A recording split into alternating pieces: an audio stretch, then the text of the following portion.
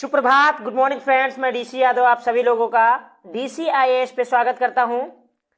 3 दिसंबर 2022 का current affairs पढ़ेंगे हम, जो हमारे आने वाले महत्वपूर्ण एग्जाम जैसे IAS, PCS, SSC, banking, railway और अग्निपथ सेना भर्ती योजना के लिए अति महत्वपूर्ण है। हमारे साथ आप नए जुड़ रहे हैं तो सब्सक्राइब कर लीजिए DCIAS इंस्टीट्यूट को। चलते हैं आज के अपने पहले सवाल की ओर। आज का अपना पहला सवाल है दोस्तों कि RBI ने कितने शहरों में पायलट प्रोजेक्ट के तहत ई-रुपया शुरू किया है। यानी अब डिजिटल मुद्रा ई-रुपये की शुरुआत कर दी गई है भारत के द्वारा। भारत की जो केंद्रीय बैंक है RBI के द्वारा। आपके सामने ऑप्शन है A 4 शहरों में, B 5 शहरों में, C 8 शहरों में या D 10 शहरों में। इसका सही आंसर है ऑप्शन A। भारत के 4 शहरों में ई-रुपया को पायलट प्रोजेक्ट के तहत शुरू किया गया है और वो 4 शहर हैं दोस्तों दिल्ली, मुंबई, बेंगलुरु और भुवनेश्वर। तो दिल्ली, मुंबई, बेंगलुरु और भुवनेश्वर ये 4 वो शहर हैं जिसमें RBI ने यानी रिजर्व बैंक ऑफ इंडिया ने ई-रुपया को पायलट प्रोडक्ट के तहत स्टार्ट किया है। अगर बात करें किन किन बैंकों ने ई-रुपया को जारी किया है तो उसमें सबसे पहले नाम आता है ICICI। इसका नाम सुना होगा। इसका पूरा नाम होता है industrial credit investment corporation of India. इसने और दूसरा बैंक है एस बैंक और तीसरा बैंक है IDFC bank, IDFC first bank जो होस्ट कर रहा है KBC को आपको पता होगा, और SBI यानी भारतीय स्टेट बैंक। तो ये 4 बैंक हैं जिन्होंने पायलट प्रोजेक्ट के तहत ई-रुपया को जारी किया है और 4 शहरों में शुरुआत हुई। जैसे मैंने कि बताया वो 4 शहर हैं। एक तो दिल्ली है, दूसरा मुंबई है, तीसरा आपका बेंगलुरु है और चौथा आपका भुवनेश्वर है।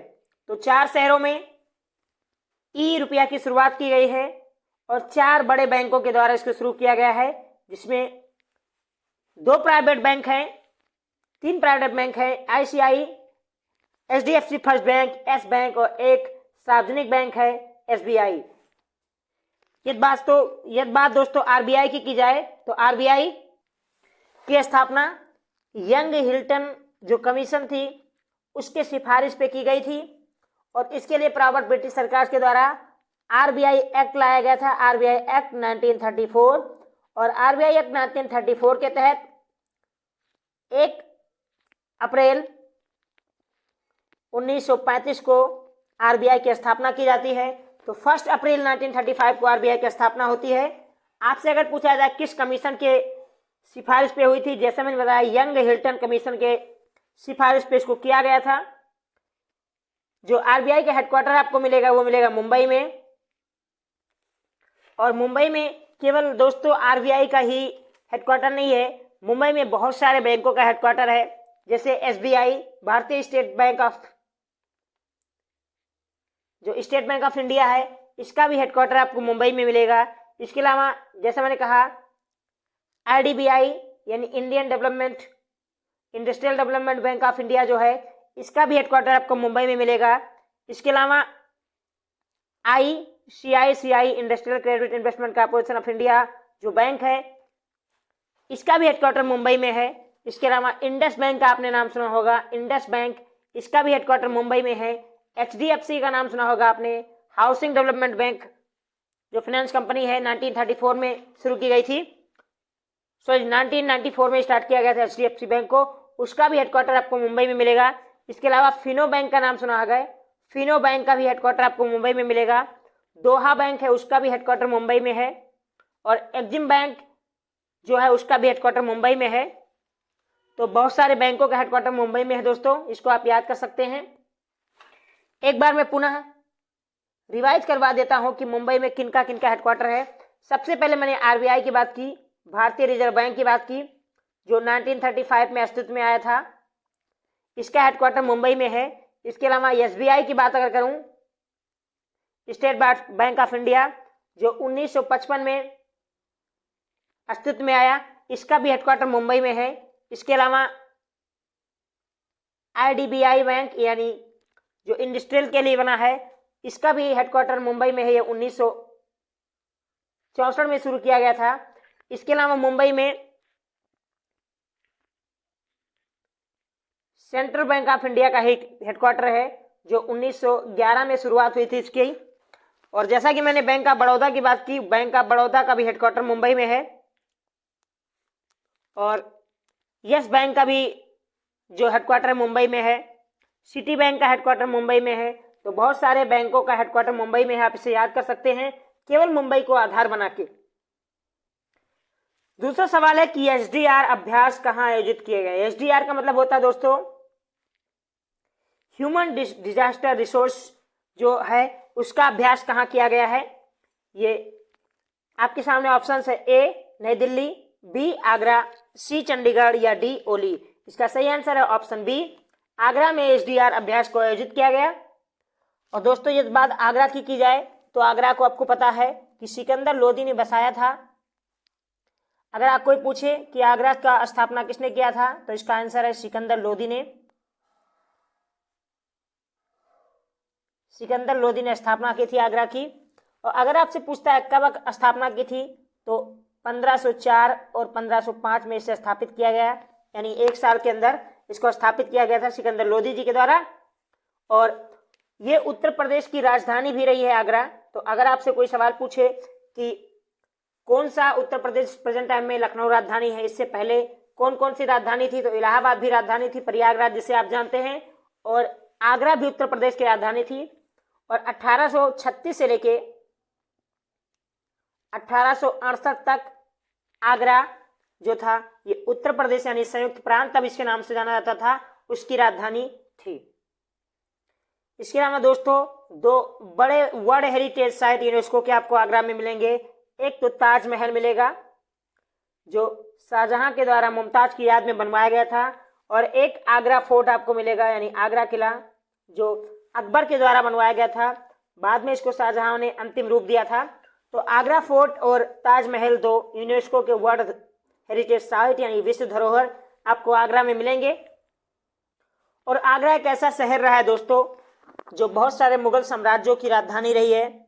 जैसे मैं बात करूं तो बाबर जो था पहला मुगल शासक था जिसने 1526 ईस्वी में पानीपत के युद्ध में इब्राहिम लोदी को हराकर मुगल वंश की नींव डाली थी, उसकी भी राजधानी आगरा हुआ करती थी।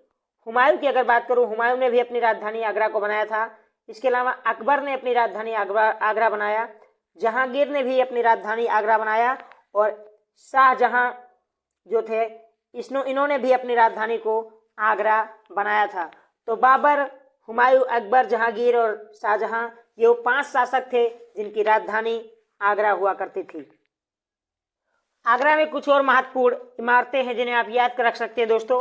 हमने बताया कि एक तो ताजमहल आगरा में है, ये लगभग हर कोई जानता है, जो तैयारी नहीं भी करता है करता भी है। उसके अलावा हमने बात की आगरा फोर्ट की जिसको अकबर ने बनवाया था, ये भी सभी लोग जानते होंगे। एक है tomb of Akbar the great, tomb of Akbar the great, ये भी आपको मिलेगा आगरा में। और इदमात उद दौला का जो मकबरा है, इदमात उद दौला का मकबरा भी आपको मिलेगा आगरा में। आगरा में आपको जामा मस्जिद भी मिलेगी, अंगूरी बाग आपको आगरा में मिलेगा। इसके अलावा सिकंदर किला भी आगरा में मिलेगा, और चीनी का रौजा, ये एक बार एग्जाम में भी पूछा गया था कि चीनी का रौजा कहाँ स्थित है ये, और तो इसका सही आंसर है आगरा में। मोती मस्जिद भी आपको आगरा में मिलेगी। इसके अलावा दोस्तों आपने फतेहपुर सीकरी का नाम सुना होगा, ये भी आगरा डिस्ट्रिक्ट में ही आता है। तो वहां पे आपको पंचमहल मिलेगा, पंचमहल। तो अगर आपसे कोई पूछे पंचमहल कहाँ स्थित है, तो अगर फतेहपुर सीकरी नहीं है तो आप लगा सकते हैं आगरा। इसके अलावा कांच महल की अगर आप बात की जाए, कांच महल कहाँ स्थित है, तो इसका भी सही आंसर होगा आगरा। राधा स्वामी मंदिर आपको आगरा में मिलेगा, और जोधाबाई एक किला है वो भी आपको आगरा में ही मिलेगा। इसके अलावा आगरा में एक महत्वपूर्ण पक्षी अभ्यारण्य है, सुर सरोवर पक्षी अभ्यारण्य। तो सुर सरोवर पक्षी अभ्यारण्य अगर आपसे पूछा जाए कहाँ है, तो इसका भी आंसर आपको मिलेगा आगरा। और आगरा में एक महत्वपूर्ण झील है जिसको हम कमठ झील के नाम से जानते हैं। तो अगर आपसे पूछा जाए कि कमठ झील उत्तर प्रदेश में कहाँ स्थित है, यूपी पीसीएस की दृष्टि से काफी महत्वपूर्ण है, तो इसका भी आंसर होगा आगरा। तो आगरा में कमठ झील है, आगरा में सूर सरोवर पक्षी अभ्यारण्य भी आपको मिलेगा। तो ये थे दोस्तों कुछ आगरा से संबंधित तथ्य। मैं आशा करता हूँ कि आप लोगों को अच्छा लगा होगा। अब बढ़ते हैं अपने अगले सवाल की ओर। अपना अगला सवाल है कि 3 दिसंबर 2022 में यूएनएससी की अध्यक्षता किस देश को मिला है। आपके सामने 4 ऑप्शंस हैं, नाइजीरिया, ब्राजील, जर्मनी और कनाडा। आप एक और जोड़ सकते हैं, इंडिया, क्योंकि टाइपिंग में मिस्टेक हुई। इसका सही आंसर है ऑप्शन ई, इंडिया दिसंबर 2022 में यूएनएससी की अध्यक्षता करेगा। और भारत की जो यूएन में अस्थाई रिप्रेजेंटेटिव हैं वो रुचिरा कंबोज जी हैं। तो रुचिरा कंबोज जी ने कल जैसे ही यूएनएससी में अध्यक्षता हासिल की, उसके बाद इन्होंने यूएन के कार्यों के ऊपर सवाल उठाया कि आज भी इतने सारे सवालों के बावजूद, इतनी बार कटाक्ष के बावजूद भी यूनाइटेड नेशन अपने में सुधार करने को तैयार नहीं है, जिसकी पूरी दुनिया को बहुत जरूरत है। दोस्तों यूएनएससी की, तो यूएनएससी के बारे में आप लोग जानते होंगे कि यूनाइटेड नेशन सिक्योरिटी काउंसिल इसका पूरा नाम होता है। ये जो यूएन के 6 अंग हैं, उन 6 अंगों में से एक है। जिन्हें नहीं पता दोस्तों हम बता दें, एक तो सिक्योरिटी काउंसिल, जैसा मैंने बात की, यूनाइटेड नेशन सिक्योरिटी काउंसिल है एक, पहला ये। दूसरा इंटरनेशनल न्यायालय है, इंटरनेशनल कोर्ट है, कोर्ट ऑफ जस्टिस ये। और तीसरा है महासभा यानी जनरल असेंबली। चौथा है सचिवालय यानी सेक्रेटेरिएट। और पांचवा है आर्थिक और सामाजिक परिषद, सोशल एंड इकोनॉमिकल जो काउंसिल है वो है। और एक है न्यायालय परिषद यानी न्यायशीता परिषद। तो न्यायशीता परिषद एक है, काउंसिल है। और सिक्योरिटी काउंसिल है, इंटरनेशनल कोर्ट ऑफ जस्टिस है, इसके अलावा जनरल असेंबली है और सचिवालय। ये 6 वो अंग हैं यूनाइटेड नेशन के। इन 6 अंगों में से यूनाइटेड नेशन सिक्योरिटी काउंसिल भी एक अंग है, जिसमें 15 सदस्य होते हैं। इन 15 में से 5 जो होते हैं वो परमानेंट होते हैं यानी अस्थायी होते हैं, और 10 जो होते हैं वो नॉन परमानेंट होते हैं। तो परमानेंट देशों के बारे में आप लोग जानते होंगे, यूनाइटेड स्टेट ऑफ अमेरिका यानी यूएसए, चाइना, फ्रांस, यूके यानी यूनाइटेड किंगडम। तो 4 हो गए। और एक देश है रसिया। ये 5 देश हैं जो अस्थायी सदस्य हैं यूनाइटेड नेशन सिक्योरिटी काउंसिल के, जबकि 10 जो अस्थायी देश प्रेजेंट टाइम में अगर मैं उनकी बात करूं तो इसमें एक आपको भारत पता होगा। भारत एक देश है जो अस्थायी सदस्य है, जिसने अभी दिसंबर में अध्यक्षता हासिल की है यूनाइटेड नेशन सिक्योरिटी काउंसिल की। जबकि 9 अन्य देश जो हैं वो देश हैं, एक तो है अल्बानिया। अल्बानिया एक देश है, ये है। इसके अलावा ब्राजील, आपको पता होगा ब्राजील जो साउथ अमेरिका महाद्वीप का सबसे बड़ा देश है। और गैबोन, ये अफ्रीका कॉन्टिनेंट में आता है। और आयरलैंड की अगर मैं बात करूं, आयरलैंड जो है ये भी यूनाइटेड नेशन सिक्योरिटी काउंसिल का जो नॉन परमानेंट सदस्य है। इसके अलावा केन्या, जिसकी राजधानी नैरोबी है, पहले क्रिकेट खेला करती थी केन्या, लेकिन प्रेजेंट टाइम में अभी ये क्रिकेट की लिस्ट से बाहर है। हालांकि क्रिकेट नहीं बंद है, लेकिन जो क्राइटेरिया होती है बने रहने की आईसीसी में, उससे वो बाहर है प्रेजेंट टाइम में। मैक्सिको, उत्तरी अमेरिका महाद्वीप का एक देश, ये भी नॉन परमानेंट सदस्य है। इसके अलावा नॉर्वे, यूरोपियन कंट्री का देश, और यूएई यानी संयुक्त अरब अमीरात। तो ये वो 10 देश हैं जो नॉन परमानेंट कंट्री हैं। हमने परमानेंट कंट्री की आपको बात बता दी कि वो 5 देश हैं। अब रही बात यूएन के बारे में, तो यूएन की स्थापना आपको पता है कि 24 अक्टूबर 1945 को की गई थी। इसलिए हर वर्ष 24 अक्टूबर को संयुक्त राष्ट्र दिवस भी मनाया जाता है। और इसका हेडक्वार्टर जो है, मैंने आपको बताया कि वाशिंगटन डीसी में है, जो अमेरिका की राजधानी है। इसकी जो क्षमा चाहते हैं, इसका जो हेडक्वार्टर है वो न्यूयॉर्क में है। और यूनाइटेड नेशन में कई भाषाओं को दोस्तों दर्जा दिया गया है, जिसमें इंग्लिश तो होना ही है, आपको पता है। इसके अलावा अरबी लैंग्वेज को भी दर्जा प्राप्त है यूनाइटेड नेशन में, फ्रेंच लैंग्वेज को, रशियन लैंग्वेज को, स्पेनिश को और इंग्लिश। तो ये 5 भाषाएं हैं जिन्हें यूनाइटेड नेशन में दर्जा दिया गया है। सबसे बड़ी विडंबना यह है कि पूरी दुनिया में सबसे ज़्यादा बोली जाने वाली तीसरी भाषा जो है वो हिंदी है। पहले नंबर पे आपको पता है कि पूरी दुनिया में सबसे ज़्यादा इंग्लिश लैंग्वेज बोली जाती है। उसके अलावा मैंडेरिन टाइप के करके एक लैंग्वेज है जो चीन में पाई जाती है, वो दूसरी नंबर पे पूरी दुनिया में सबसे ज़्यादा भाषा बोली जाती है। और पूरी दुनिया में सबसे ज़्यादा जो भाषा बोली जाती है वो तीसरी भाषा हिंदी। इसके बाद इसे भी यूनाइटेड नेशन में दर्जा नहीं प्राप्त है। तो कहीं ना कहीं हिंदुस्तान को और ज़्यादा कोशिश करना चाहिए। सबसे पहले हिंदुस्तान में अटल बिहारी वाजपेयी जी ने यूनाइटेड नेशन में हिंदी में भाषण दिया था। उसके बाद आपको पता होगा सुषमा स्वराज और देश के प्रधानमंत्री नरेंद्र मोदी ने भी यूनाइटेड नेशन में हिंदी में स्पीच दिया है। अब चलते चलते थोड़ा बात कर लेते हैं यूनाइटेड नेशन की। इसमें 193 जो देश हैं ये इसके सदस्य हैं। महासचिव एंटोनियो गुटेरस हैं, आपको पता होगा ये पुर्तगाल से बिलोंग रखते हैं। और इनके अगर पूछता है आपसे कि उप सचिव कौन है यूनाइटेड नेशन का, तो अमीना जे मोहम्मद ये उप सचिव हैं यूनाइटेड नेशन के। और एक सवाल और पूछा जा सकता है आपसे कि महासभा अध्यक्ष कौन है जनरल असेंबली के, तो शबाबा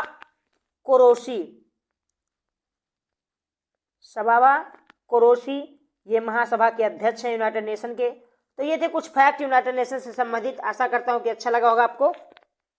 अब बढ़ते हैं अपने अगले सवाल की ओर। अगला सवाल है कि CCUS पॉलिसी फ्रेमवर्क किसने लॉन्च की। आपके सामने 4 ऑप्शंस हैं, ए इसरो, बी DRDO, सी नीति आयोग या डी वित्त मंत्रालय। इसरो जिसकी स्थापना 1969 में की गई थी विक्रम अम्बालाल साराभाई के द्वारा। और DRDO यानी भारत का जो डिफेंस का सबसे बड़ा प्रोवाइडर है ये। और नीति आयोग आपको जानते हो जो पहले योजना आयोग हुआ करता था, और लास्ट में है वित्त मंत्रालय। तो इसका सही आंसर है ऑप्शन सी। नीति आयोग ने CCUS पॉलिसी फ्रेमवर्क को लॉन्च किया है। ये बात दोस्तों नीति आयोग की करें हम तो नीति आयोग के बारे में आप लोग जानते होंगे। इसका फुल फॉर्म है नीति आयोग का national institution for transforming India. National institution for transforming India इसका पूरा नाम है।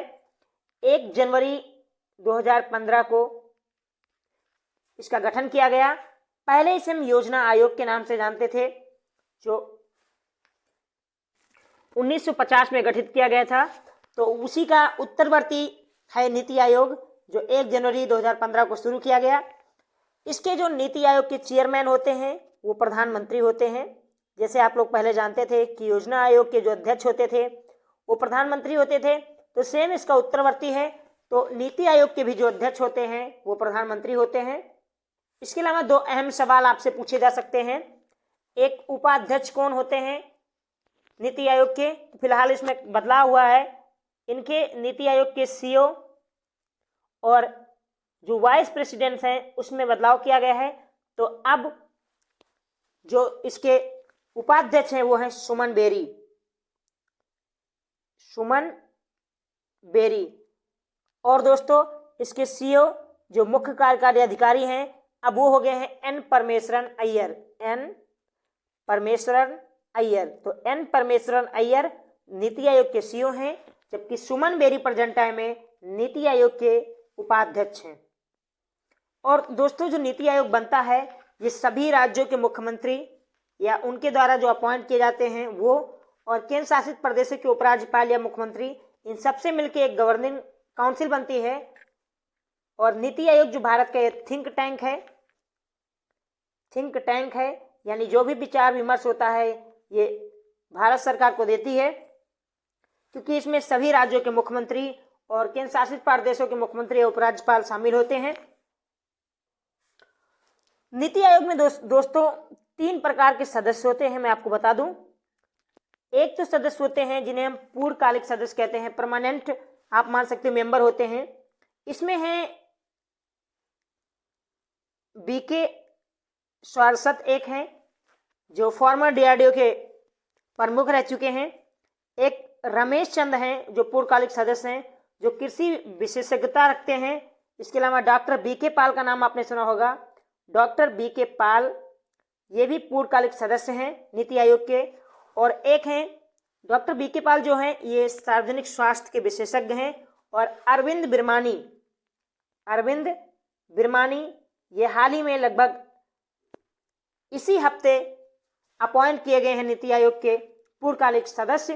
तो ये सवाल आपसे पूछा जाता है, मैंने अपने करंट अफेयर्स में कवर किया है कि अरविंद बिरमानी किसके सदस्य नियुक्त हुए हैं। हमने आपको बताया था कि नीति आयोग के सदस्य नियुक्त किए हैं। और ये पूर्वकालिक सदस्यों की अगर मैं बात करूं तो जैसे हमने कहा कि बीके स्वार्सत जो फॉर्मर डीआरडीओ प्रमुख रह चुके हैं, रमेश चंद्र जो कृषि विशेषज्ञ हैं इनको पूर्वकालिक सदस्य बनाया गया है। डॉक्टर बीके पाल जो सार्वजनिक स्वास्थ्य के विशेषज्ञ हैं ये भी नीति आयोग के पूर्वकालिक सदस्य हैं। और अरविंद बिरमानी जो इकोनॉमिस्ट हैं, एक अर्थशास्त्री हैं, इनको इसी हफ्ते नीति आयोग का पूर्वकालिक सदस्य बनाया गया है। और दूसरे होते हैं दोस्तों पदेन सदस्य। इसमें होते हैं पदेन सदस्य। पदेन सदस्यों में जो भारत के मंत्री होते हैं, इंपॉर्टेंट मंत्री वो रखे जाते हैं। इसमें हमारे जो होम मिनिस्टर हैं अमित शाह जी वो हैं। इसके अलावा राजनाथ सिंह जो हमारे डिफेंस मिनिस्टर हैं वो हैं। और निर्मला सीतारमण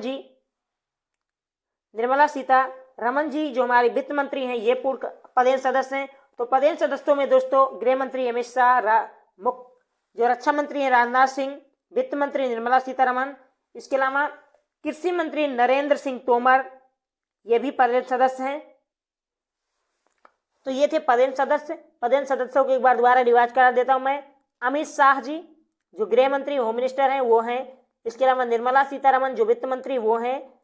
और राजनाथ सिंह जो डिफेंस मिनिस्टर है वो हैं। इसके अलावा नरेंद्र सिंह तोमर जो कृषि मंत्री हैं। तो 4 मंत्रालय के जो प्रमुख मंत्री हैं, होम मिनिस्टर, डिफेंस मिनिस्टर, कृषि मिनिस्ट्री और फिनांस मिनिस्टर, ये लोग पदेन सदस्य हैं। इसके अलावा दोस्तों कुछ स्पेशल इनवाइट किए जाते हैं।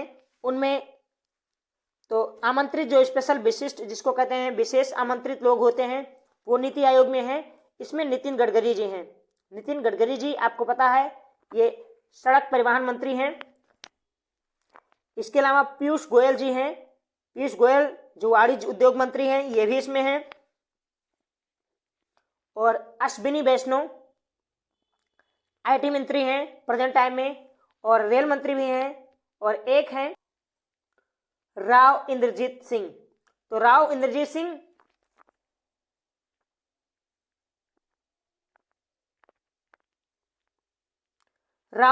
सिंह, नितिन गडकरी, पीयूष गोयल और अश्विनी वैष्णव। और एक और हैं दोस्तों वीरेंद्र कुमार। तो ये वो लोग हैं जो स्पेशल इनवाइट है नीति आयोग में। ये था नीति आयोग से संबंधित कुछ तथ्य। इससे बाहर आपसे कोई भी सवाल नहीं पूछा जाएगा दोस्तों। आज के अगले सवाल की ओर। अगला सवाल है कि हॉर्नबिल त्योहार किस राज्य से संबंधित है? ए असम, बी नागालैंड, सी मणिपुर या डी मेघालय। इसका सही आंसर है ऑप्शन बी नागालैंड में 1 से लेकर 10 दिसंबर तक मनाया जाएगा हॉर्नबिल त्योहार, इसलिए सुर्खियों में था। तो प्रेजेंट टाइम में हॉर्नबिल त्योहार जो एक पक्षी के नाम पे पड़ा है नागालैंड में मनाया जाता है हर वर्ष ये। और 1 से लेके 10 दिसंबर तक ये मनाया जा रहा है, इसलिए इसका सही आंसर है ऑप्शन बी नागालैंड।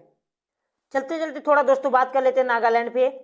अगर नागालैंड की अगर हम बात करें दोस्तों तो इसकी स्थापना हुई थी 1 दिसंबर 1963 को। तो ये सवाल आपसे पूछा जा सकता है, कई बार पूछा भी गया है कि नागालैंड राज्य की स्थापना कब हुई थी। तो 1 दिसंबर 1963 को नागालैंड राज्य की स्थापना हुई थी। यहाँ पे जो विधानसभा की सीटें हैं वो है 60 और लोकसभा की मात्र 1 सीट है। और राज्यसभा में भी यहाँ से 1 लोग चयन होके जाते हैं। इसके अलावा दोस्तों नागालैंड में मात्र 12 जिले हैं। यहाँ के जो मुख्यमंत्री हैं वो नेफियो रियो हैं। नेफियो और रियो, थोड़ा अटपटा नाम आपको लगता होगा क्योंकि नॉर्थ ईस्ट के नाम थोड़ा इंग्लिश और आप ये कह सकते हैं कि बौद्ध धर्म से संबंधित हो जाते हैं। चाइनीज लैंग्वेज थोड़ा प्रभाव डालता है, वहाँ पे बर्मा का प्रभाव पड़ता है। तो नेफियो रियो जो है ये मुख्यमंत्री हैं नागालैंड के, और यहाँ के राज्यपाल हैं जगदीश मुखी जी। तो जगदीश मुखी गवर्नर हैं नागालैंड के, नेफियो रियो जो हैं मुख्यमंत्री नागालैंड के। हमने आपको बताया नागालैंड में मात्र 12 जिले हैं, विधानसभा में 60 सीटें हैं और लोकसभा और राज्यसभा में 1-1 सीटें हैं। नागालैंड में एक महत्वपूर्ण नेशनल पार्क मिलेगा, इटांकी नेशनल पार्क।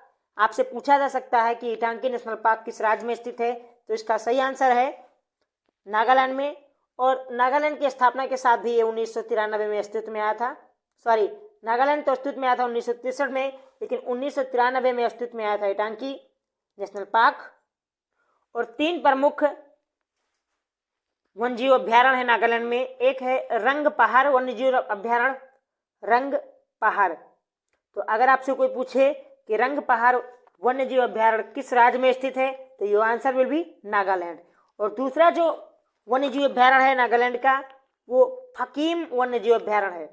तो फकीम, एक तो आपके सामने रंग पहाड़ वन्यजीव अभ्यारण्य हो गया, एक फकीम वन्यजीव अभ्यारण्य हो गया, और एक वन्यजीव अभ्यारण्य है जिसे हम पुली बडजे के नाम से जानते हैं, पुली बडजे। तो ये 3 वन्यजीव अभ्यारण्य और एक नेशनल पार्क आपको नागालैंड में मिलेगा। नागालैंड में दोस्तों केवल हॉर्नबिल प्रमुख त्यौहार नहीं है, इसके अलावा कई महत्वपूर्ण त्यौहार और भी मनाए जाते हैं जिन्हें आप याद रख सकते हैं। एक तो मोआसू फेस्टिवल है, मोआसू। तो अगर आपसे पूछा जाए कि मोआसू फेस्टिवल किस राज्य में मनाया जाता है, तो आपका आंसर होगा नागालैंड। और ये एओ जनजाति के द्वारा मनाया जाता है। इसके अलावा एक ओंग मोम फेस्टिवल है, ओंग मोम फेस्टिवल, ये भी नागालैंड में मनाया जाता है। ये 6 दिनों तक मनाया जाता है और स्थानीय देवता की इसमें पूजा की जाती है। और तोखु इमोंग एक महत्वपूर्ण फेस्टिवल है, ये भी नागालैंड में मनाया जाता है। तो ये थे नागालैंड से संबंधित कुछ तथ्य। अब बढ़ते हैं अपने अगले सवाल की ओर। अगला सवाल है दोस्तों कि वर्ल्ड बैंक के अनुसार, वर्ल्ड बैंक बीप के अनुसार 2022 में सर्वाधिक रेमिटेंस धन प्राप्त करने वाला देश कौन सा होगा।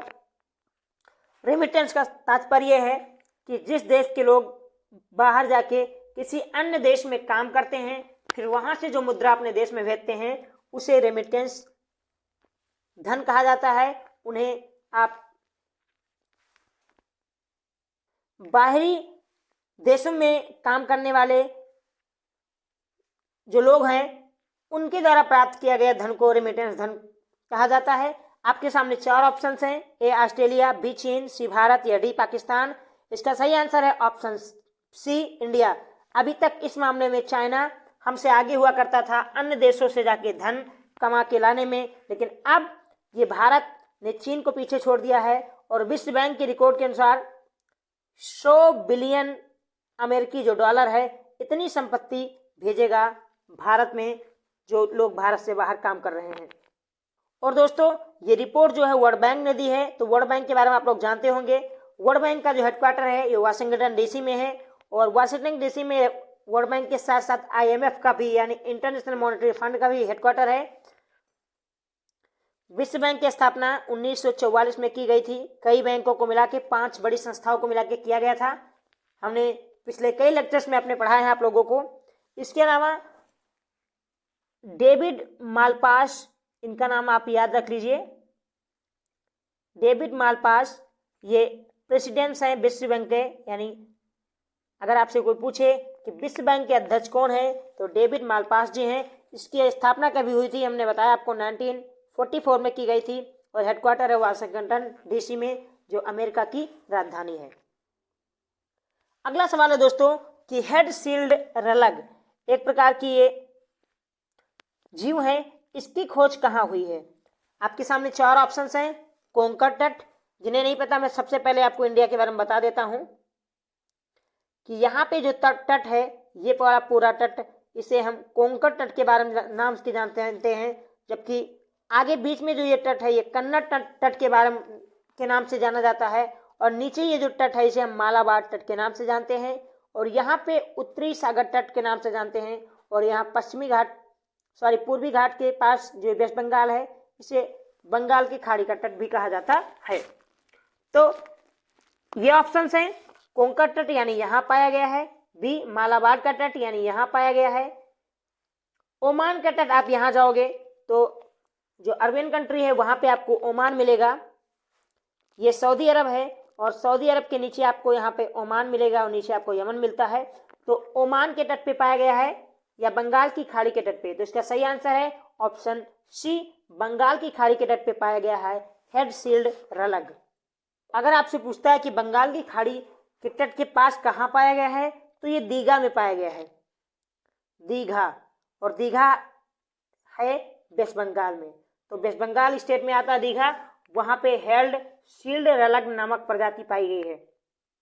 चलते चलते बात थोड़ा दोस्तों वेस्ट बंगाल की कर लेते हैं, यानी पश्चिम बंगाल की कर लेते हैं। तो पश्चिम बंगाल एक स्टेट है, आपको पता है वहाँ की मुख्यमंत्री ममता बनर्जी जी हैं। ममता बनर्जी देश की एकमात्र महिला मुख्यमंत्री है प्रेजेंट टाइम में, जो टीएमसी पार्टी से है, यानी तृणमूल कांग्रेस से, और 1999 में इस पार्टी की स्थापना की थी, 98-99 के बीच ममता बनर्जी जी ने। तो जो वेस्ट बंगाल है, इस राज्य की स्थापना हुई थी 1 नवंबर 1956 को, जब राज्य पुनर्गठन आयोग आया था। 14 राज्य और 3 के शासित प्रदेश अस्तित्व में आए थे, उसी के साथ ये आया था।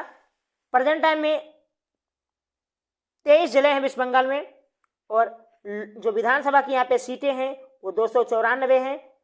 जिला कम सीटें ज़्यादा आपको लग रही होंगी, क्योंकि जनसंख्या के आधार पे सीटों का निर्धारण किया जाता है। तो 294 सीटें हैं वेस्ट बंगाल में, और लोकसभा में जो सीटें हैं वो है 42, यानी 42 लोग चुन के आते हैं लोकसभा के लिए वेस्ट बंगाल से। इसके अलावा राज्यसभा की बात की जाए दोस्तों, तो राज्यसभा में 16 सीटें, जैसा हमने कहा लोकसभा में 42 सीटें, और विधानसभा में 294 सीटें हैं पश्चिम बंगाल में। अगर मैं वेस्ट बंगाल की बात करें दोस्तों, तो उत्तर में ये सिक्किम को स्पर्श करता है, ये बहुत कम लोग जानते हैं अगर सही से आपने मैप नहीं देखा है, और इधर ये आसाम को स्पर्श करता है। और 2 अंतर्राष्ट्रीय देश हैं, अंतर्राष्ट्रीय सीमाओं को स्पर्श करने वाला पश्चिम बंगाल राज्य है, एक तो नेपाल और दूसरा भूटान। नेपाल और भूटान दोनों देशों की सीमाओं को स्पर्श करता है पश्चिम बंगाल, और एक है बांग्लादेश। तो 3 देशों की सीमाओं को स्पर्श करता है पश्चिम बंगाल। इसके अलावा इधर आप जाएंगे तो बिहार को स्पर्श करता है, और झारखंड को स्पर्श करता है, और नीचे उड़ीसा राज्य को स्पर्श करता है। तो राज्यों की बात की जाए दोस्तों, तो असम, सिक्किम, बिहार, झारखंड और उड़ीसा राज्य को स्पर्श करता है पश्चिम बंगाल, जबकि 3 देशों की सीमाओं को भी स्पर्श करता है, नेपाल, भूटान और बांग्लादेश। दोस्तों पश्चिम बंगाल में 6 नेशनल पार्क हैं, 6 राष्ट्रीय उद्यान आपको मिलेंगे, 15 आपको वर्ल्ड सेंचुरी मिलेंगे, यानी वन्य जीव अभ्यारण्य मिलेंगे। तो 6 महत्वपूर्ण नेशनल पार्कों पे हम चलते चलते चर्चा कर लेते हैं। समय कम है, वरना हम इसके वन्य जीव अभ्यारण्य पे भी चर्चा करते। और ये हैं वो 6 नेशनल पार्क वेस्ट बंगाल के। एक सबसे पहले हम बात करते हैं सुंदरवन की। सुंदरवन का नाम आपने सुना होगा, जो दुनिया का सबसे बड़ा डेल्टा है, बायोस्फीयर रिजर्व भी है, एक वेटलैंड भी है यानी रामसर साइट भी है, और यूनेस्को का वर्ल्ड हेरिटेज साइट भी है।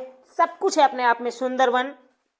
और हमने आपको बताया कि दुनिया का सबसे बड़ा डेल्टा भी है सुंदरवन, और यहाँ दुनिया में सबसे बड़े जो मैंग्रोव वन होते हैं वो सुंदरवन में पाए जाते हैं, इन्हें आप याद रख सकते हैं। टाइगर रिजर्व भी है सुंदरवन, और हमने बताया कि यूनेस्को का वर्ल्ड हेरिटेज साइट भी है सुंदरवन, जो 1987 में डिक्लेयर किया गया था।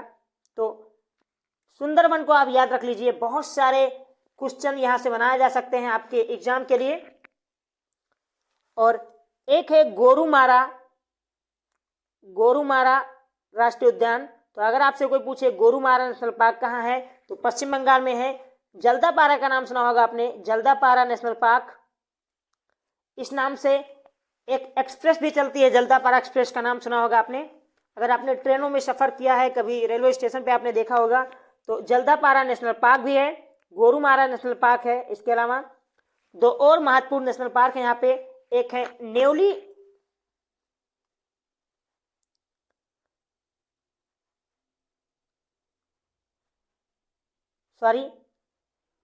नेओरा वैली।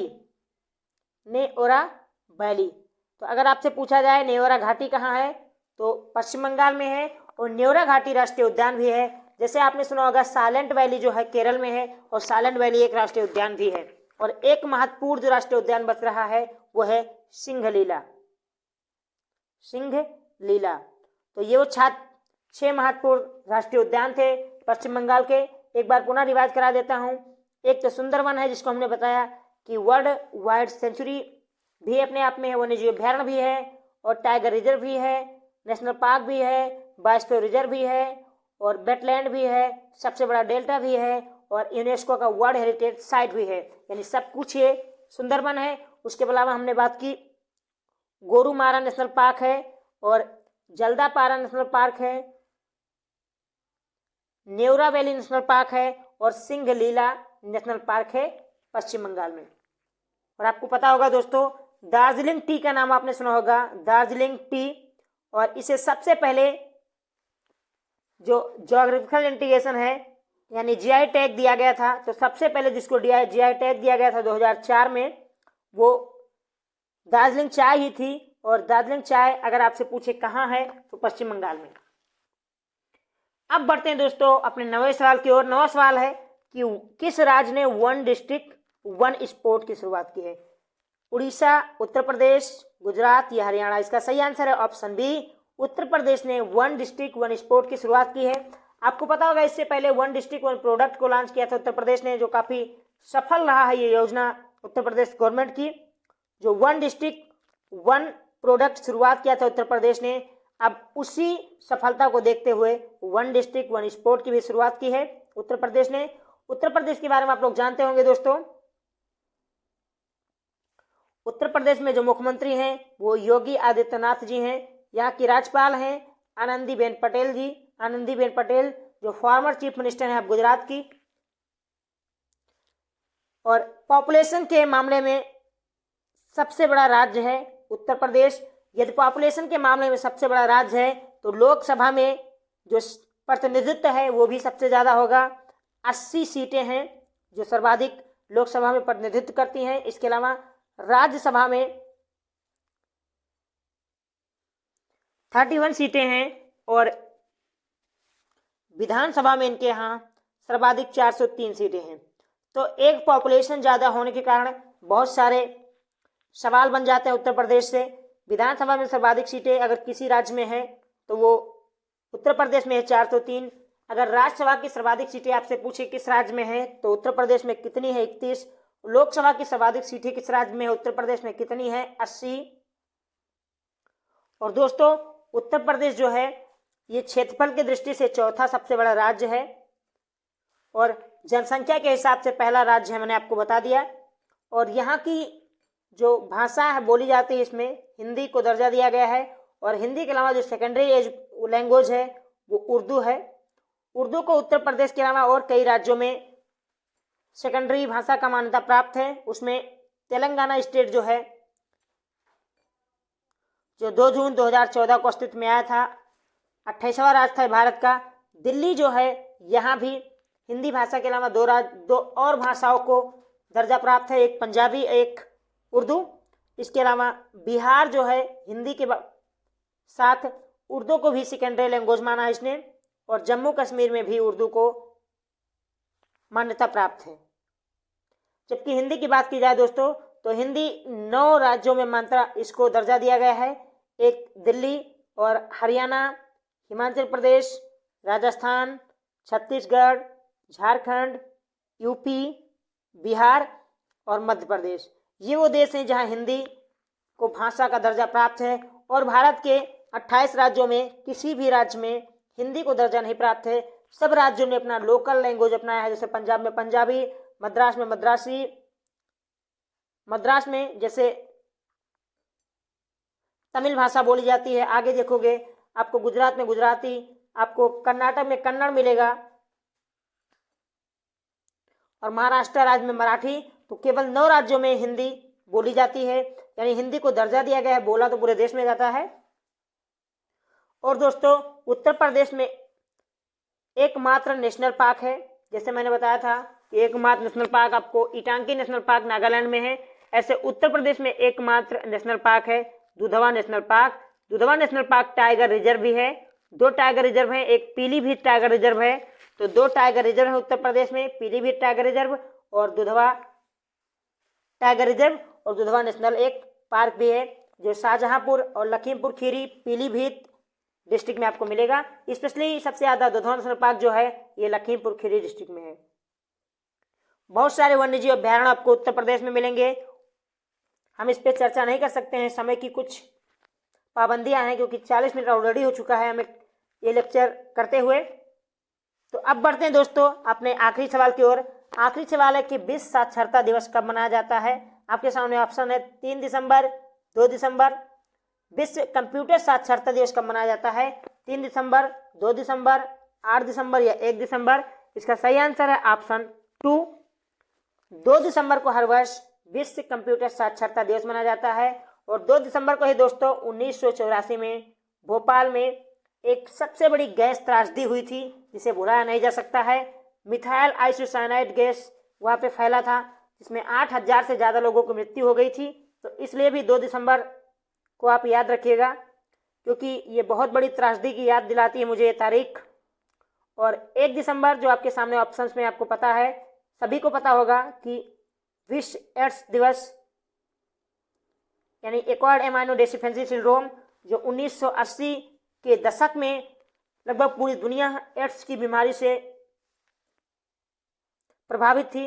बाद में सरकार ने इस पे बहुत ज़्यादा काम किया, क्योंकि सुरक्षा ही बचाव इसमें बताया गया। एड्स एक ऐसी बीमारी है जो दूसरे व्यक्ति के संपर्क में आने से या उसके ब्लड के दूसरे व्यक्ति के ब्लड में मिलने से फैल सकता था। इसलिए आपको पता है पहले गांव में दाढ़ी बनाई जाती थी तो एक उस्तरा होता था, उसी से नाई लोग दाढ़ी बनाते थे। बाद में अब उन्हें अलग अलग ब्लेड को अनिवार्य कर दिया गया। जब इंजेक्शन लगाया जाता जो डिस्पोजर होता है, पहले देखो डॉक्टर उसी में इंजेक्शन लगाते थे, धुल के लगा देते थे, अब उनको अलग डिस्पोजर लेना अनिवार्य कर दिया गया। और साथ ही यदि आप किसी के साथ फिजिकल संबंध बनाते हैं तो कंडोम का प्रयोग करना एक बेहतर विकल्प होगा ताकि आप इस बीमारी से दूर रहें। तो ये था आज का टॉप 10 सवाल। आशा करता हूँ आप लोगों को अच्छा लगा होगा। यदि आप हमारे साथ पहली बार जुड़े हैं दोस्तों तो सब्सक्राइब करना ना भूलें DCIS इंस्टीट्यूट को। आप सभी हमारे साथ जुड़े इसके लिए आपका बहुत बहुत धन्यवाद। आप सभी का दिन शुभ हो। जय हिंद, जय भारत।